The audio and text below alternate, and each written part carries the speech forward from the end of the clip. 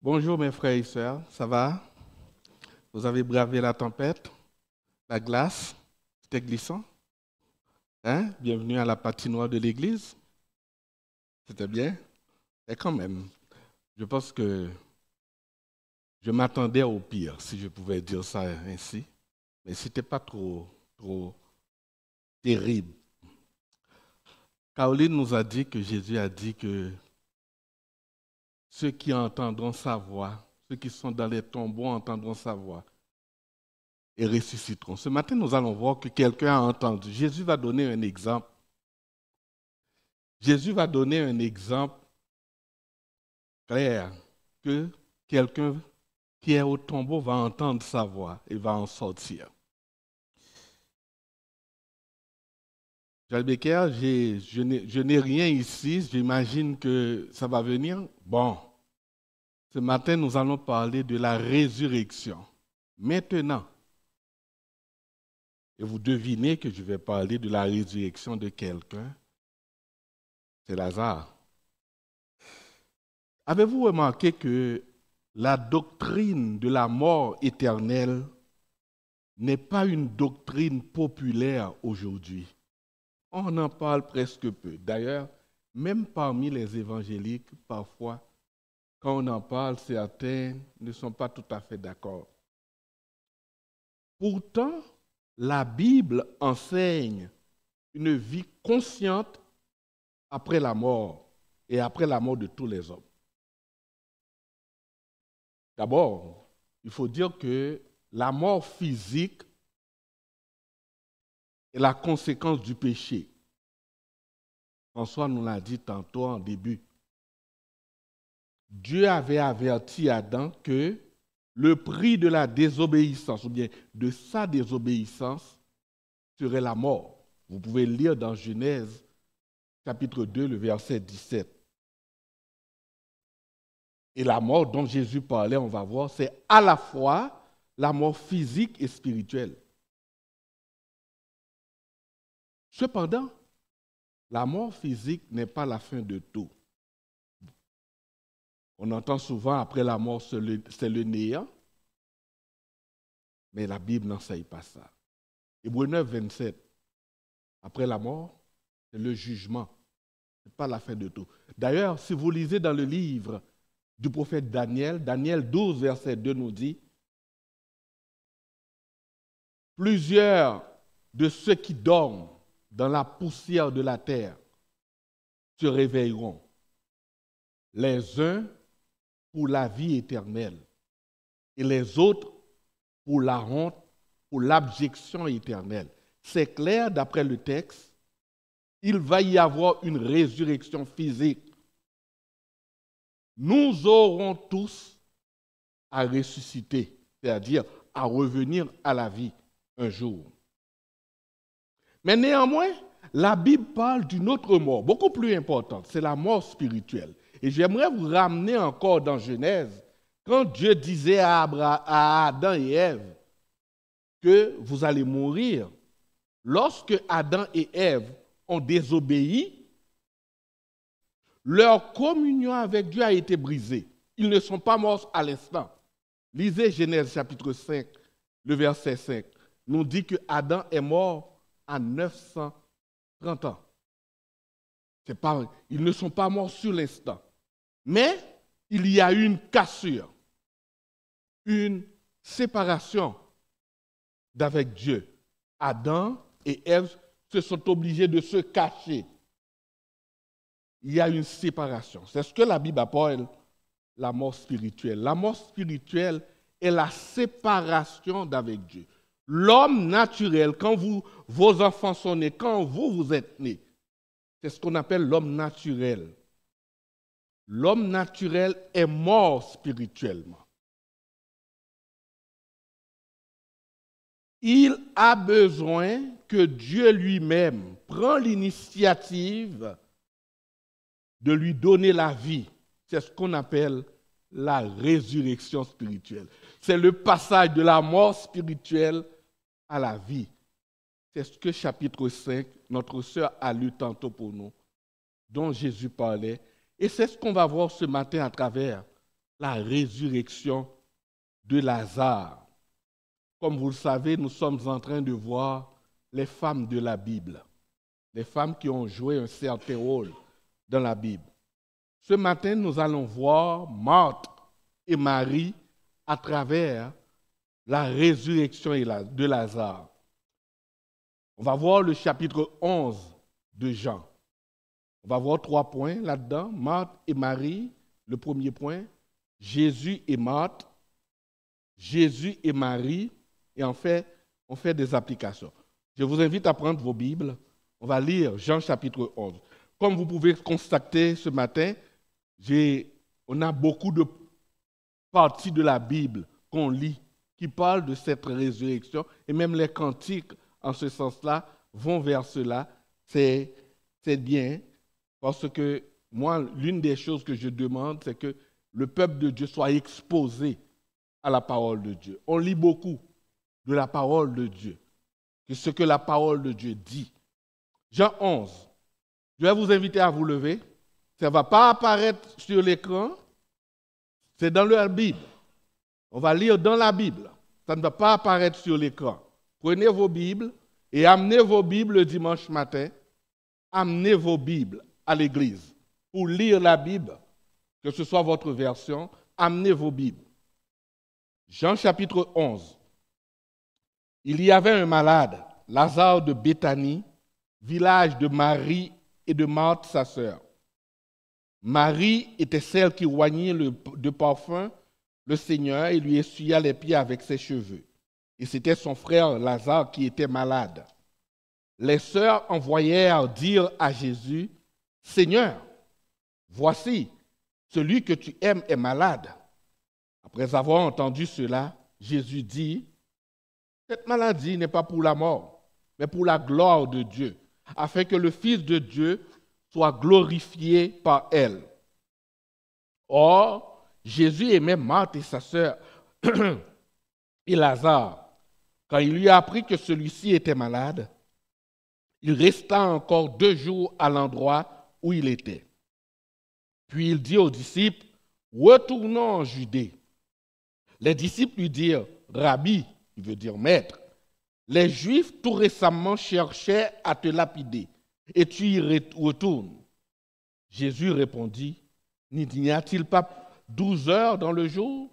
Si quelqu'un marche pendant le jour, il ne trébuche pas, parce qu'il voit la lumière de ce monde. Mais si quelqu'un marche pendant la nuit, il trébuche, parce que la lumière n'est pas en lui, n'est pas en lui. » Après ces paroles, il leur dit, « Lazare, notre ami, s'est endormi, mais je pars pour le réveiller. » Les disciples lui dirent, « Seigneur, s'il est endormi, il sera sauvé. » Jésus avait parlé de sa mort, mais eux pensèrent qu'il parlait de l'assoupissement du sommeil. Alors, Jésus leur dit ouvertement, « Lazare est mort, et pour vous, je me réjouis de n'avoir pas été là, afin que vous croyiez. Mais allons vers lui. » Sur ce, Thomas, appelé Didyme, dit aux autres disciples, « Allons, nous aussi, afin de mourir avec lui. » Parce que les Juifs cherchaient à le tuer tantôt. À son arrivée, Jésus trouva que Lazare était déjà depuis 4 jours dans le tombeau. Or, Béthanie était près de Jérusalem, à 15 stades. Tantôt, on va voir ce que ça veut dire. Environ. Beaucoup de Juifs étaient venus vers Marthe et Marie pour les consoler au sujet de leur frère. Lorsque Marie apprit que Jésus arrivait, elle allait à sa rencontre. Tandis que lorsque Marthe apprit que Jésus arrivait, elle alla à sa rencontre. Tandis que Marie restait assise à la maison. Marthe dit à Jésus, « Seigneur, si tu avais été ici, mon frère ne serait pas mort. Mais maintenant même, je sais, tout ce que tu demanderas à Dieu, Dieu te le donnera. » Jésus lui dit, « Ton frère ressuscitera. » « Je sais, lui répondit Marthe, « Je sais, lui répondit Marthe, qu'il ressuscitera à la résurrection au dernier jour. » Jésus lui dit, « Moi, je suis la résurrection et la vie. Celui qui croit en moi vivra, quand même il serait mort. Et quiconque vit et croit en moi ne mourra jamais. Crois-tu cela? Elle lui dit, oui, Seigneur, je crois que tu es le Christ, le Fils de Dieu, celui qui vient dans le monde. Après avoir dit cela, elle s'en alla. Puis elle appela Marie, sa sœur, et lui dit secrètement, le maître est ici et il t'appelle. Dès que Marie eut entendu, elle se leva promptement et se rendit vers lui. Car Jésus n'était pas encore entré dans le village, mais il était à l'endroit où Marthe l'avait rencontré. Les Juifs qui étaient dans la maison avec Marie et qui la consolaient, la virent se lever promptement et sortir. Ils la suivirent, pensant qu'elle allait au tombeau pour y pleurer. Lorsque Marie fut arrivée là où Jésus était et qu'elle le vit, elle tomba à ses pieds et lui dit, « Seigneur, si tu avais été ici, mon frère ne serait pas mort. » Quand Jésus vit qu'elle pleurait et que les Juifs venus avec elle pleuraient aussi, il frémit en son esprit et fut troublé. Il dit, « Où l'avez-vous mis? » « Seigneur, lui répondirent-ils, viens et vois. » Jésus pleura. Les Juifs dirent donc, « Voyez comme il l'aimait. » Et quelques-uns d'entre eux dirent, « Lui qui a ouvert les yeux de l'aveugle, ne pouvait-il pas faire aussi que cet homme ne meure pas? » Jésus, frémissant de nouveau en lui-même, se rendit au tombeau. C'était une grotte et une pierre était placée devant. Jésus dit, « ôtez la pierre. » Marthe, la sœur du mort, lui dit, « Seigneur, il sent déjà, car c'est le 4e jour. » Jésus lui dit, « Ne t'ai-je pas dit que si tu crois, tu verras la gloire de Dieu? » Ils ôtèrent donc la pierre.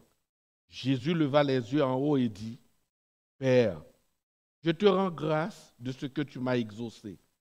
Pour moi, je savais que tu m'exauces toujours, mais j'ai parlé à cause de la foule, de ceux qui se tiennent ici, afin qu'ils croient que c'est toi qui m'as envoyé. » Après avoir dit cela, il cria d'une voix forte, « Lazare, sors !»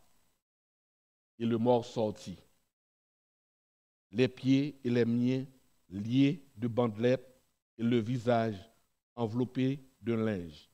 Jésus leur dit, « Déliez-le et laissez-le aller. » Amen. Courbons-nous pour la prière. Père du ciel, nous te louons, nous te glorifions parce que tu es notre grand Dieu. C'est toi qui donnes la vie. Tu nous dis, la chair ne sert de rien, c'est l'esprit qui vivifie.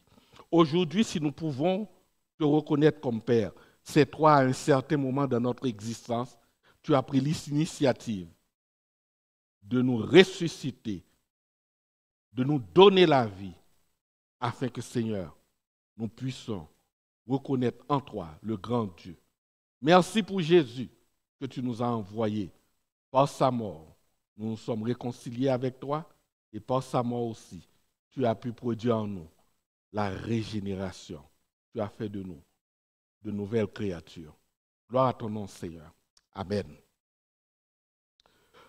Comme je l'ai dit, ce matin, on va voir trois points à travers vous pouvez prendre place.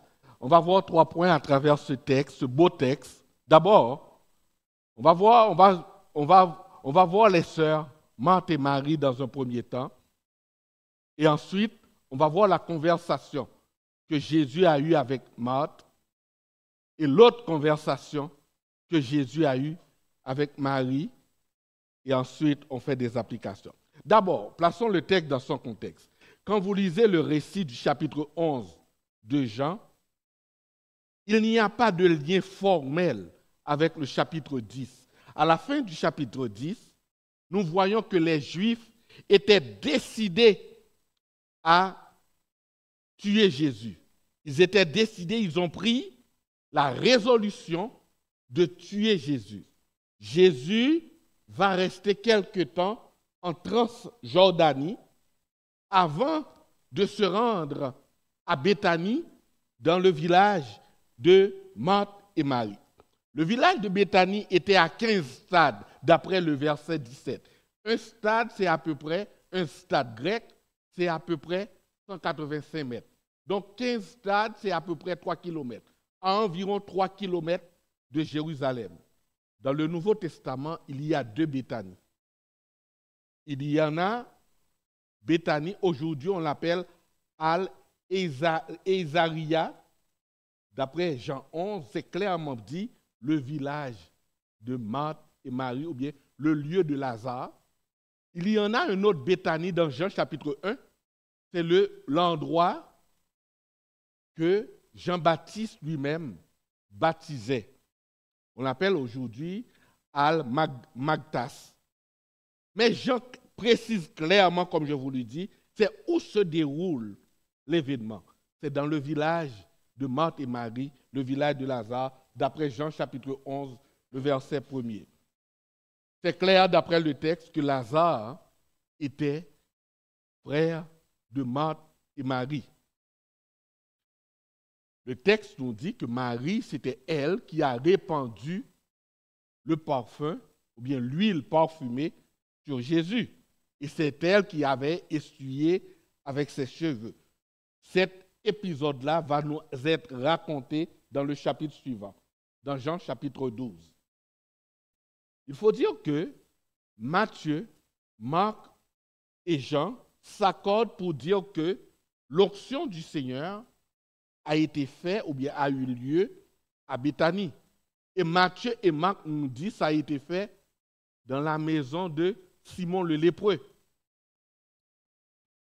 Comme Jésus a été reçu dans la maison de Marthe, d'après Luc chapitre 10, on nous dit que Jésus a été reçu chez Marthe. Et dans Jean chapitre 12, c'est Marthe qui servait durant l'onction, avant l'onction bien sûr. Certains ont supposé que Marthe serait la femme ou bien la veuve de Simon le lépreux.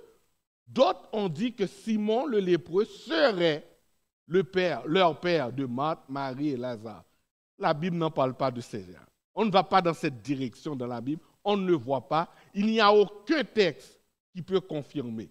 Mais, cependant, quand vous lisez le texte, que ce soit dans Luc 10, quand Marthe recevait Jésus, quand vous lisez le texte, vous voyez que l'autorité qu'exerçait Marthe en ces occasions suggère que Marthe serait l'aîné de la famille. D'ailleurs, dans Luc 10, les versets 38 à 42, Jésus va gentiment réprimander Marthe pour son impatience à l'égard de sa sœur et son souci excessif des détails pratiques du repas. Marthe va être reprise parce qu'elle voulait que sa sœur l'aide. C'est tout à fait correct, mais c'est la priorité à ce moment. Ensuite, Marie. Qui était Marie? Le texte nous dit que c'est elle qui avait oint le Seigneur. Déjà, on le sait. Mais là encore, il faut mettre un peu de bémol parce que les 4 évangiles nous parlent de l'onction, que ce soit Matthieu, Marc, Luc et Jean. Il y en a des différences entre les 3 autres évangiles et Luc. C'est pourquoi certains supposent qu'il y en a 2 onctions. L'une par une femme pécheresse qui a été faite à Galilée, dans Luc 7, et l'autre par Marie. On ne va pas encore faire tout un plat avec ces choses-là, parce que ce n'est pas là qu'on veut arriver, bien sûr. Mais ce qui est important de savoir, c'est que pour Marie, on voit dans l'acte de Marie l'expression spontanée de son attachement à Jésus. Marie a voulu démontrer son attachement à Jésus, son amour pour le Seigneur. Et c'est là que ça contraste. L'attachement de Marie à Jésus contraste avec l'attitude des chefs juifs. Alors que Marie voulait exprimer son attachement, les chefs juifs, eux, voulaient tuer Jésus. Le verset 3 nous dit que Jésus a été informé que Lazare est mort. D'ailleurs, j'aimerais souligner la réponse de Jésus. Jésus a dit, cet événement, au contraire, servira à révéler la gloire de Dieu et l'identité du Fils de l'homme. Qui est Jésus? C'est la grande question que nous devons tous répondre un jour. Qui est Jésus?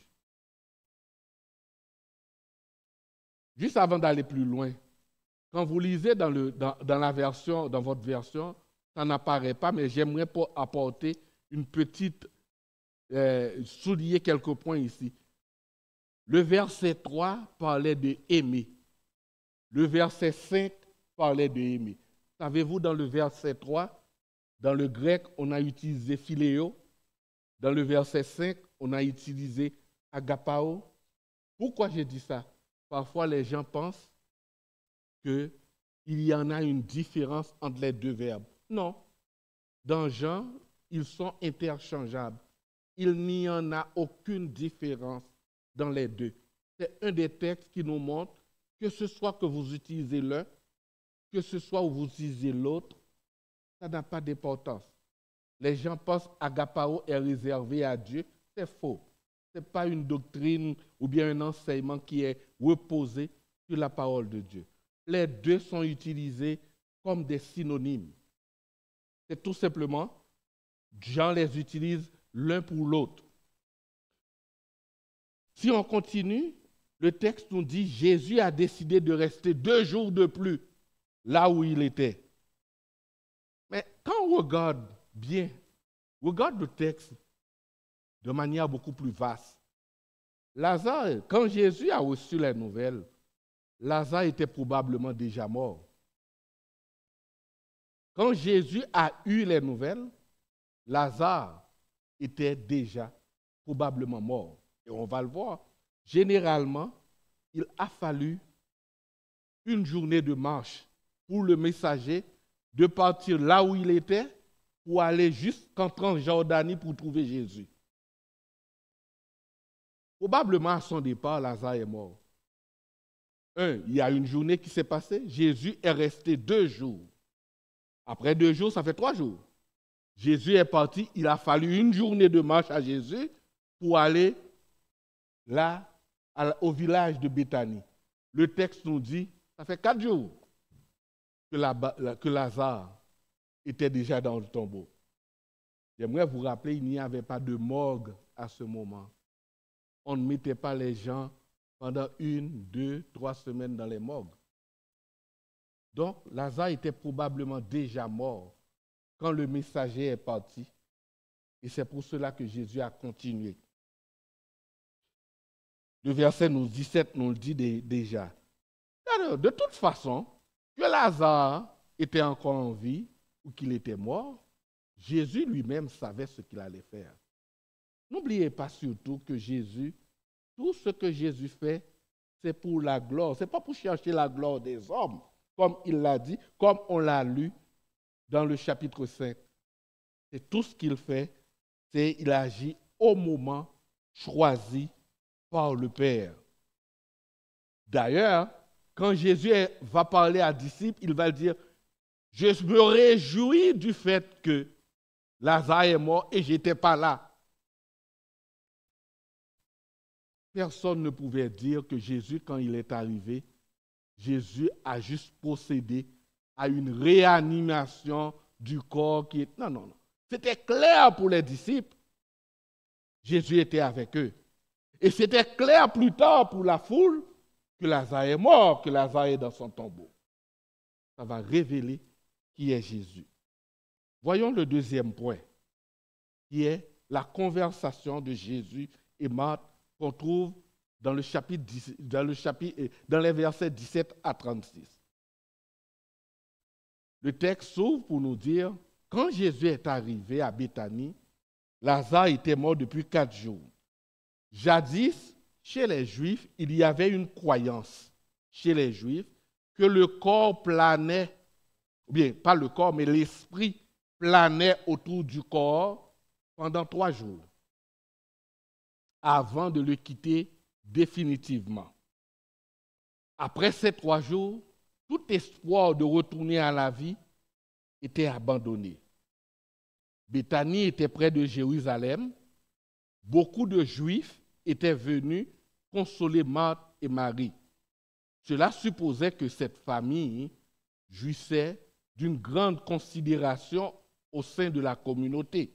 D'ailleurs, quand vous lisez le chapitre 12, le parfum coûteux que Marie va répandre plus tard sur Jésus vient étayer l'image d'une famille plus ou moins aisée. Le texte nous dit, Marthe alla à la rencontre de Jésus et lui dit, Seigneur, si tu avais été ici, mon frère ne serait pas mort. Mais maintenant, je sais ce que tu demanderas à Dieu, Dieu te l'accordera.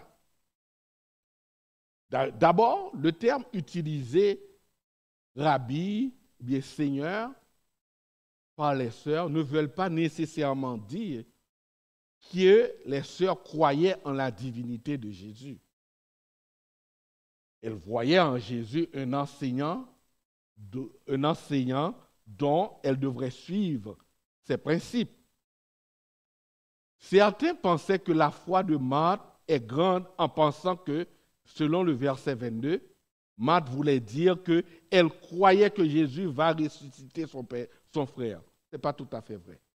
D'ailleurs, quand vous lisez le texte, quand Jésus va lui-même dire d'ôter la pierre, Marthe dit non, arrête Seigneur, il sent déjà. Marthe ne croyait pas. Marthe parle d'une résurrection plus tard, à la fin des jours. D'ailleurs, Jésus va ramener Marthe au présent.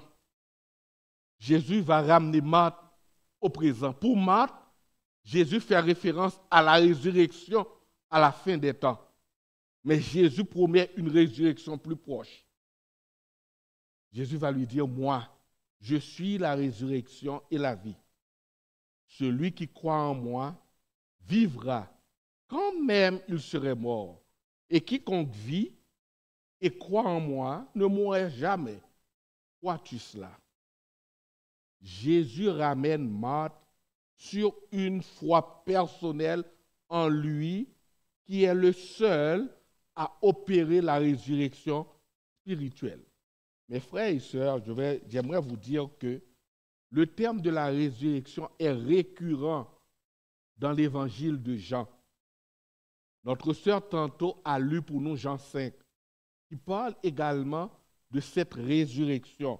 Dans le verset 24, Jésus a dit, « Celui qui écoute ma parole et qui croit à celui qui m'a envoyé a la vie éternelle. » Ce n'est pas aura, ce n'est pas le futur, hein? C'est maintenant ça que ça joue. À la vie éternelle. Et ne vient point en jugement, il est passé de la mort à la vie. Si vous lisez dans Jean 8, verset 51, Jésus va dire la même chose aux Juifs. Celui qui croit en moi ne verra, ou bien celui qui garde ma parole ne verra jamais la mort. La mort, c'est une séparation. La mort physique, c'est une séparation de l'âme d'avec le corps. La mort spirituelle, c'est une séparation d'avec Dieu. Éphésiens chapitre 2, versets 1 à 3 nous dit, « Vous étiez morts par vos offenses et par vos péchés dans lesquels vous marchez. » Quand on ne connaît pas le Christ, quand on ne confesse pas le Christ, on est mort spirituellement. On est mort spirituellement. Pour que on comprend la parole de Dieu, il a fallu à Dieu lui-même de prendre l'initiative de nous régénérer, c'est-à-dire de nous accorder une nouvelle naissance, de nous faire passer de la mort spirituelle à la résurrection spirituelle, pour qu'on puisse comprendre D'ailleurs, Paul va dire dans Colossiens, vous qui étiez morts par vos offenses et par l'incirconcision de votre chair, Dieu vous a rendu à la vie en nous faisant grâce pour toutes nos offenses. Colossiens chapitre 2, verset 13. C'est Christ qui donne la vie. Et c'est maintenant le jour du salut. C'est maintenant, ce n'est pas après, comme Marthe le pensait. Après, c'est fini. C'est maintenant que tu dois être régénéré, ressuscité avec Christ. C'est maintenant, ce n'est pas demain. Le sort de l'être humain ne se jouera pas lors du jugement final. Ton sort a été déjà joué quand tu étais ici-bas sur cette terre. Le texte de Jean 11 insiste sur la dimension présente du salut.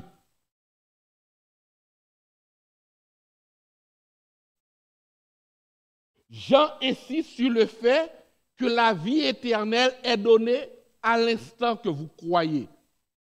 À l'instant que vous croyez. Votre jugement est prononcé si vous croyez. Maintenant, d'ailleurs, quand Jésus va dire à Marthe, crois-tu cela? C'est pas croyez-vous cela plus tard? Crois-tu cela, le moment présent? Il ne lui demande pas si tu crois à la résurrection finale de tous les êtres humains. Tous les Juifs le croyaient, sauf les Sadducéens.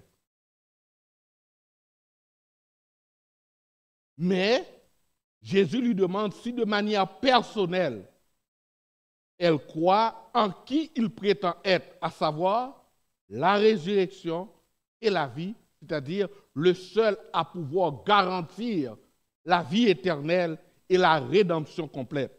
Voilà un texte que j'aimerais qu'on apprenne en assemblée dans l'Église. Jean 3, versets 14 à 21. Et comme Moïse éleva le serpent dans le désert, il faut de même que le Fils de l'homme soit élevé, afin que quiconque croit ait la vie éternelle. Car Dieu a tant aimé le monde qu'il a donné son Fils unique, afin que quiconque croit en lui ne périsse point, mais qu'il ait la vie éternelle. Dieu, en effet, n'a pas envoyé son Fils dans le monde pour qu'il juge le monde, mais pour que le monde soit sauvé par lui. Celui qui croit au Fils n'est point jugé. Celui qui ne croit pas est déjà jugé, parce qu'il n'a pas cru au nom du Fils de Dieu. Et ce jugement, c'est que la lumière étant venue dans le monde, les hommes ont préféré les ténèbres à la lumière, parce que leurs œuvres étaient mauvaises. Celui qui fait le mal hait la lumière et ne vient pas à la lumière, afin que ses œuvres ne soient pas dévoilées. Mais celui qui vient à la lumière, celui qui croit à la lumière vient à la lumière afin que ses œuvres soient manifestées parce qu'elles sont faites en Dieu. Jean 3, 14 à 21. C'est un très beau texte qui nous montre, c'est maintenant, tout ce jour maintenant. Jésus parla de maintenant et non du futur. C'est maintenant qu'il faut répondre à l'appel de Jésus pour être régénéré. La régénération est l'œuvre surnaturelle. On ne le voit pas, on ne le sait pas, on ne sait pas comment. Mais Dieu le fait. C'est l'œuvre surnaturelle du Saint-Esprit qui consiste à accorder la vie spirituelle à des pécheurs qui sont morts, comme moi, je l'étais. Ce n'est pas une œuvre à laquelle l'homme participe. Elle est accomplie par Dieu seul. Tite, chapitre 3, verset 5. C'est Dieu qui fait en nous cette œuvre. Dieu nous accorde la vie. Et Marthe l'a bien compris.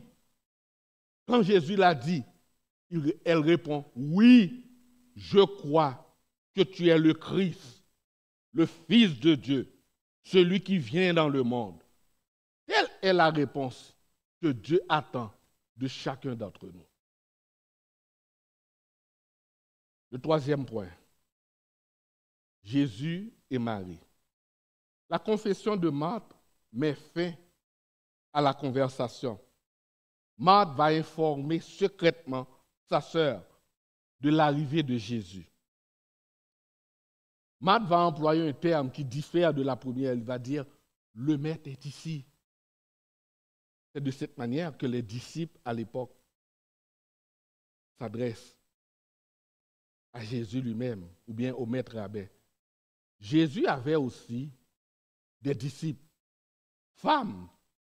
D'après Luc chapitre 8, verset 2, Jésus avait des femmes qui le suivaient aussi. Marie est partie rencontrer Jésus qui était en dehors du village. Les gens présents ont remarqué son départ et ont décidé de la suivre. En voyant Jésus, Marie tombe à ses pieds et posa la même question que sa sœur. Seigneur, si tu avais été ici, mon frère ne serait pas mort. Parce que on croyait, tout le monde croyait au pouvoir de Jésus de guérir. Mais Jésus veut amener la chose un petit peu plus loin. Ce n'est pas la guérison, c'est un petit peu plus loin. On va élever la discussion à un niveau plus loin, à un niveau éternel, pas un niveau temporel, un niveau éternel plus élevé encore. Les traditions juives de l'époque révèlent que lors d'un décès, la famille endeuillée louait ou bien engageait des joueurs de flûte et des pleureuses professionnelles à cette époque. Donc, le rôle de ces gens était de jouer et les pleureuses commençaient à crier, à faire beaucoup de bruit. Le chagrin des membres de la famille et amis, ainsi que le bruit des pleureuses, amena Jésus à frémir et à être troublé dans son esprit. Le texte ne nous dit pas c'est quoi la raison. Il se pouvait que ce soit la compassion, il se pouvait que ce soit l'indignation ou bien la tristesse. Néanmoins, cet acte de Jésus, et Jésus va même pleurer, pour certains, pour l'auditoire en présence, certains vont dire Jésus démontra son amour pour Lazare ou bien pour la famille, tandis que chez d'autres, ils vont ramener encore la discussion sur la guérison. Ils vont dire, oh, mais lui qui a ouvert les yeux de l'aveugle, est-ce qu'il ne pouvait pas faire en sorte que son ami ne meure pas? On parle de la guérison que Jésus avait faite dans le chapitre 9, l'aveugle né. On renvoie encore Jésus au signe miraculeux. Et c'est là que je vous dis que Jésus, ce n'était pas un faiseur de miracles. Jésus n'était pas venu pour faire faiseur de miracles, surtout dans le livre de Jean. Quand vous lisez dans l'évangile de Jean, à chaque miracle ou bien acte que Jésus, il y a un enseignement. C'est ça que j'aime dans l'évangile de Jean. Jean veut nous ramener un petit peu plus loin que le fait de faire des miracles. À cette époque, les tombes étaient souvent aménagées dans des grottes naturelles ou artificielles. L'entrée des tombes était fermée par une pierre ronde et plate. Jésus demanda d'ôter la pierre. Jésus va demander d'ôter la pierre. Marie va intervenir, non, et objecter. Non. Pourquoi? Parce que ça fait 4 jours. Ça sent. Ça sent déjà. Jésus va reprendre Marie encore. Ne t'ai-je pas dit que si tu crois, tu verras la gloire de Dieu? Assurément. Marie n'avait pas tout à fait compris la conversation que Jésus avait eue auparavant avec lui par rapport à la résurrection. Parce qu'encore une fois, Marie s'attendait au futur, mais Jésus lui parle du présent. C'est maintenant. Tout va se passer maintenant. L'heure vient où ceux qui sont dans les tombes vont entendre la voix du Fils de l'homme. Et ceux qui l'auront entendu vont se réveiller. Jésus ramène Marthe encore au présent. Le rappel à la vie de quelqu'un qui est décédé est un acte de révélation, de manifestation de la gloire de Dieu en Christ. Comme Caroline l'a lu pour nous tantôt, Comme le Père a le pouvoir de donner la vie, le Fils aussi a le pouvoir de donner la vie. La chair ne sert de rien, c'est l'Esprit qui vivifie, c'est Dieu qui donne la vie. Et c'est ça que Jésus va démontrer par cet acte. Rappelez-vous bien, l'acte, ce n'est pas de faire des miracles juste pour faire des miracles, pour révéler d'abord la gloire de Dieu. Et Jésus va lui dire dans sa prière, Père, je sais que tout ce que je te demande, tu pourrais le faire. Mais c'est à cause de la foule, afin qu'il croie qui tu es et qui je suis. Marthe acquiesça et la pierre est roulée. Après avoir exprimé sa reconnaissance au Père à haute voix, pour le bien des auditeurs, Jésus cria d'une voix forte, « Lazare, sors !» Et le texte nous dit, le mort sortit. Quand Jésus a appelé Lazare, Lazare est revenu à la vie. Et aujourd'hui, quand Jésus t'a appelé ou bien m'a appelé, c'est à ce moment aussi que nous sommes revenus à la vie. Lazare ne pouvait rien faire de lui-même parce qu'il était mort, attaché. C'était fini pour lui. Comme toi et moi, nous ne pouvons rien faire de nous-mêmes. Fini pour nous autres. Il a fallu à Dieu, à Jésus, de lui donner la vie. Et la même chose pour toi et moi aujourd'hui. Il a fallu à Dieu, il a fallu à Jésus de nous appeler pour nous donner la vie. La question que vous avez probablement pour moi, où est-ce que vous voulez venir avec toutes ces choses-là? Qu'est-ce que cela implique pour chacun d'entre nous ici présents? Voyons quelques éléments d'application. La résurrection de Lazare, la première chose démontre que Jésus a l'autorité sur la mort. Ce n'est pas le seul texte qu'il montre, il y a d'autres textes dans les évangiles, mais c'est l'un des textes qui nous montre que Jésus a l'autorité sur la mort. Dans le livre de l'Apocalypse, Apocalypse 1, verset 18, Jésus dit à Jean, « Je tiens les clés de la mort et du séjour des morts. » Ceci veut dire, j'ai toute l'autorité sur la mort et sur le séjour des morts. Ça fait référence à ce que Jean 5 nous dit. Jésus va dire, le Père ne juge personne. Il a remis tout jugement au Fils. Jean 3 nous dit, c'est quoi le jugement? Rejeter Jésus, c'est rejeter la vie et accepter la mort. Vous rejetez Jésus, vous ne voulez pas croire, vous rejetez la vie, vous choisissez la mort. N'allez pas attendre après que Dieu va vous amener devant un juge de tribunal comme certains le pensent, mais vous avez fait votre choix ici-bas.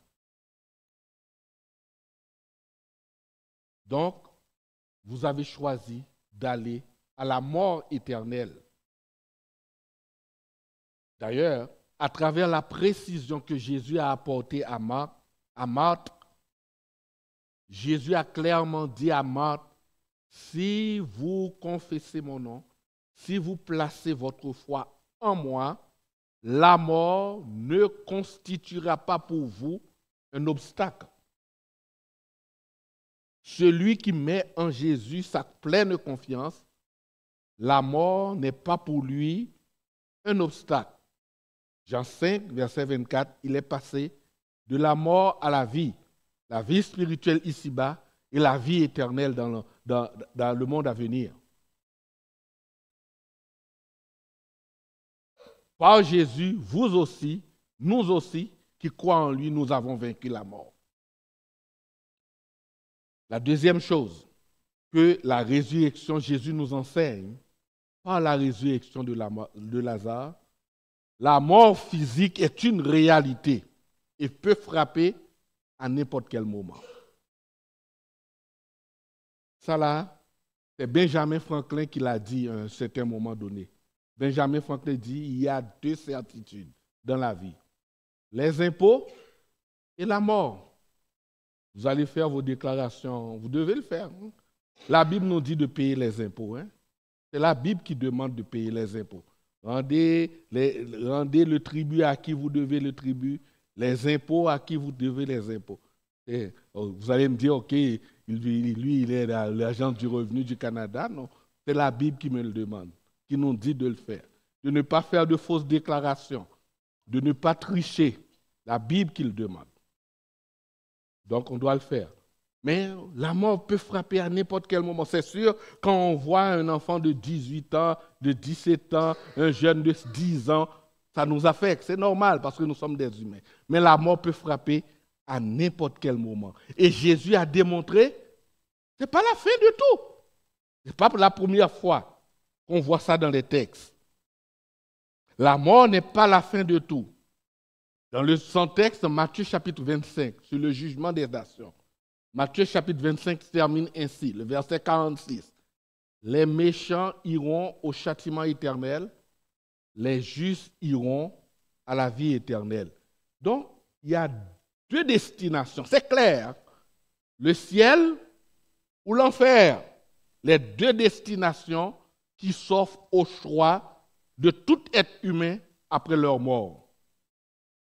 L'homme qui refuse aujourd'hui le salut offert gratuitement par le Christ est considéré dans la Bible comme méchant et va passer l'éternité loin de la face du Seigneur, loin de la gloire de sa force. 2 Thessaloniciens 1, le verset 9. Et c'est ce que la Bible appelle la mort éternelle, la seconde mort, ou l'enfer, ou le châtiment éternel. Mais l'homme qui place sa foi en l'œuvre accomplie à la croix par le Christ est justifié par lui. Est justifié par lui, c'est-à-dire est pardonné et acquitté par lui devant Dieu. Va passer l'éternité dans la présence de Dieu. C'est ce que la Bible appelle le ciel ou bien la félicité éternelle. Donc, l'alternative ciel ou enfer exclut le néant comme issue finale de tout être humain. La Bible ne parle ni de purgatoire, ni de réincarnation, ni d'annihilation. Maintenant, il y a une doctrine, même parmi les évangéliques, qu'on appelle l'annihilationniste, qui dit on meurt, tout est fini. C'est fini, complètement terminé, ou bien à un certain moment donné, tout est fini. La Bible n'en parle pas, la Bible parle d'une ruine éternelle, de châtiment éternel. C'est l'un ou l'autre. Et c'est aujourd'hui que toi et moi, on doit faire notre choix.